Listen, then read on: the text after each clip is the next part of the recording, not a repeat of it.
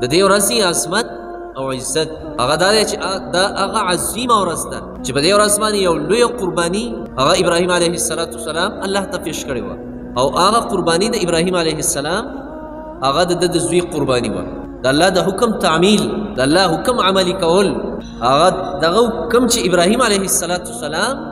کوم حکم عملی کو دغه تعمیل یې وکړ ځکه د خپل بچي ذبحه کول دا قرباني آسان کار نه دی ابراهیم علیه السلام زوی اسماعیل علیه السلام او د هغه بیبي درې واړه د لوی ایمان خاوندانو ځکه درې واړو دې خبرې ته تیاری وکړه درې واړو دا خبره تسلیم کړه د الله حکم چې دا قرباني به موږ پیش کوو او د دې قربانۍ نه دا معلومیږي چې د مسلمان ژوند دا به ټول د قربانو نه ډکي هغه قرباني هغه په ده باندې د نفس قرباني راځي که هغه قرباني د باندې د خپلو خواهشاتو د قربانولو قرباني راځي او که هغه په ده باندې د مال د لګولو قرباني راځي که هغه په ده باندې د وطن او د علاقې نه د هجرت قرباني راځي یا د جهاد قرباني راځي نو دی به د هرې قربانۍ ته تیاري دا به مومیني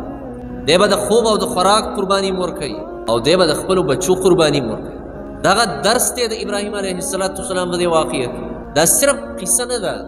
دا صرف واقعه نه ده چې یو خطیب صاحب هغه د سره نه د ابراهیم علیه السلام دا واقعه را شروع کړي او د اخره پورې ورسوي او د دې قربانۍ نه یو درس هغه عوامو ته او خلکو ته ورنکړي چې د دې قربانۍ او د دې واقعي نه موږ له څه پکار دي چې موږ به څه کوو دا قرباني الله د یو مثال په طور باندې بیان کړې ده او د دغې قربانۍ په بدله کې الله پاک حضرت ابراهیم علیه السلام هغه د ټولې دنیا امام جوړ د دغې قربانۍ په وجه باندې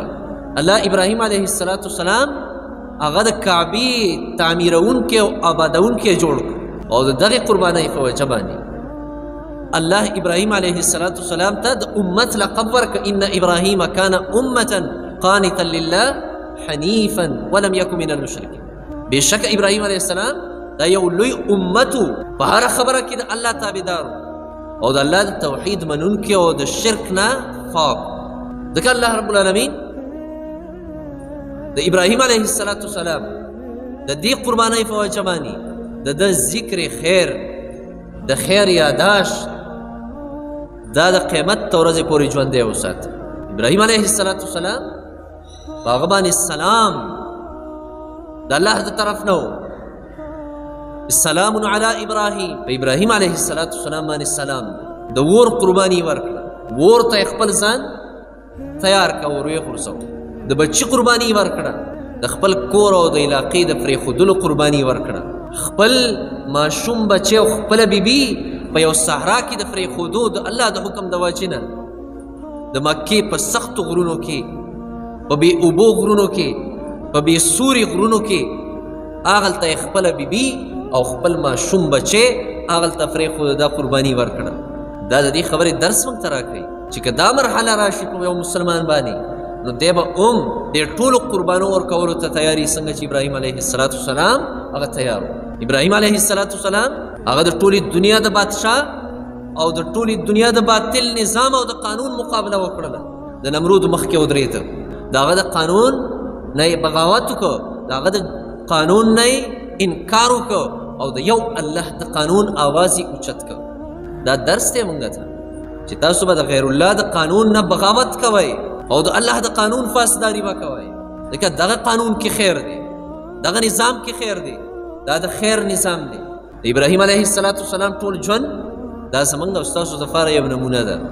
که الله رب العالمین قرآن مجید کې فرمایلی دی وکذلک نوری ابراهیم ملکوت السماوات والارض وليكون من الموقنين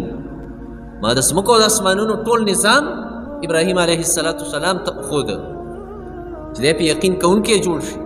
د ستورو د نور د سپوږمۍ او ابراهیم علیه السلام د اخلاص دا کلمات اوچت کړل چې واني وجهت وجهي للذي فطر السماوات والارض حنيفا وما انا من المشركين ما خپل ټول ځان الله ته متوجه کړی دی هغه الله چې اسمان یې پیدا کړی او ځمکه یې پیدا کړې ده او زه مشرک نه یم د شرک نه براءت کړی ځکه نن د مسلمان دپاره دا ضروري ده چې دی به په ملت د ابراهیم علیه السلام وي. قل بل ملت ابراهیم حنیفا. ای خلکو دا ویل تاسو یهودیان شئ یا نصرانیان شئ، تاسو په هدایت شئ. الله فرمایي دوی ته ووایه قل بل ملت ابراهیم حنیفا وما کان من المشرکین. موږ د ابراهیم علیه السلام په ملت باندې، د ابراهیم علیه السلام په وخت کې یهودیت نه و، د ابراهیم علیه السلام په وخت کې نصرانیت نه و. ځکه دغه دینونه باطل دي. یو دین دی په دنیا کې، حق دین دی، سچ دین دی،